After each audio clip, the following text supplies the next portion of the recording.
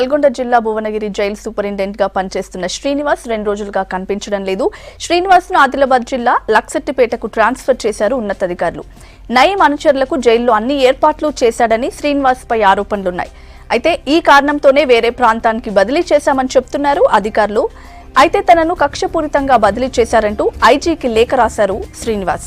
2 రోజులుగా శ్రీనివాస్ కనిపించకపోవడంతో పోలీసులకు ఫిర్యాదు చేశారు కుటుంబ సభ్యులు.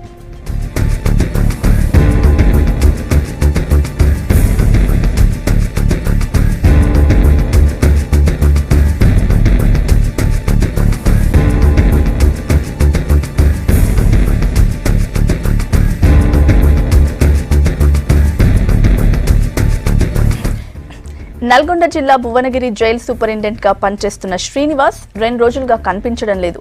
శ్రీనివాస్ ను ఆదిలాబాద్ జిల్లా లక్సెట్టిపేటకు ట్రాన్స్ఫర్ చేశారు ఉన్నతాధికారులు. నయీం అనుచరులకు జైల్లో అన్ని ఏర్పాట్లు చేశాడని శ్రీనివాస్ పై ఆరోపణలున్నాయి. ఈ కారణంతోనే వేరే ప్రాంతానికి బదిలీ చేశామని చెప్తున్నారు అధికారులు. అయితే తనను కక్షపూరితంగా బదిలీ చేశారంటూ ఐజీకి లేఖ రాశారు శ్రీనివాస్. 2 రోజులుగా శ్రీనివాస్ కనిపించకపోవడంతో పోలీసులకు ఫిర్యాదు చేశారు కుటుంబ సభ్యులు.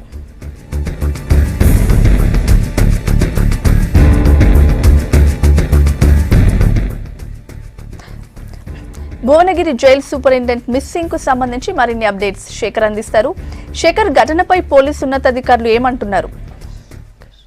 స్వాతి, నల్గొండ జిల్లా Bhuvanagiri sub jailer Srinivas missing పై ఇప్పటికే పోలీసులకు కుటుంబ సభ్యులు ఫిర్యాదు చేశారు. తనని కుటుంబ సభ్యులు చెప్తున్న వివరాల ప్రకారం మాత్రం తను ఎక్కడైతే ఇక్కడ భువనగిరి నుంచి లక్ష్మీపేటకి ట్రాన్స్ఫర్ చేశారు, అక్కడ వెళ్ళడానికి మాత్రం తనకి ఇష్టం లేదని, బలవంతంగా తనని వేధింపులకు గురి చేసి ట్రాన్స్ఫర్ చేశానని చెప్పేసి పోలీసుల ముందు తమ కుటుంబ సభ్యులు కూడా చెప్పుకొస్తున్నారు. అయితే ఈయన గత 3 సంవత్సరాలుగా సబ్ జైలర్ గా భువనగిరిలోనే పనిచేస్తున్నాడు. అయితే అక్కడ సబ్ జైలర్ గా ఉన్న అతను శ్రీనివాస్ అక్కడ వచ్చి ఖైదీల పట్ల కొంత ఖైదీలను ఇబ్బందికి గురి చేస్తుంటాడు. దానికి తోడు కొంత ఈయన మీద ఎలిగేషన్స్ ఉన్నాయి. దానిలో భాగంగానే ట్రాన్స్ఫర్ చేశారని చెప్పేసి ఉన్నత స్థాయి అధికారులు చెప్పుకొస్తున్నప్పటికీ కూడా అయితే వీళ్ళు కుటుంబ సభ్యులు మాత్రము కావాలనే తనను బలవంతంగా ఇక్కడ నుంచి ట్రాన్స్ఫర్ చేశారని చెప్పేసి ఫిర్యాదులో పేర్కొన్నారు. అయితే నిన్న సాయంత్రం తను కూడా ఏదైతే ఒక క్రిమినల్ ఇచ్చిన వివరాల ప్రకారం నన్ను ట్రాన్స్ఫర్ చేయడం ఏంటి, ఒకవేళ నన్ను ట్రాన్స్ఫర్ చేస్తే నేను ఒక ఖైదీలకు అధికారిగా ఉండి ఒక ఖైదీగా నేను ఆరోపణలతో ఒక దగ్గరికి వెళ్తే ఒక ఆఫీసర్ గా నాకు బ్యాడ్ నేమ్ ఉంటుంది, దాంతో నేను ఇక్కడ చేయలేను, విధులు నిర్వహించలేను, అందుకనే నేను వెళ్ళిపోతున్నానని చెప్పి స్పష్టంగా కూడా లెటర్ ఇంట్లో పెట్టేసి తను వెళ్ళిపోయాడు.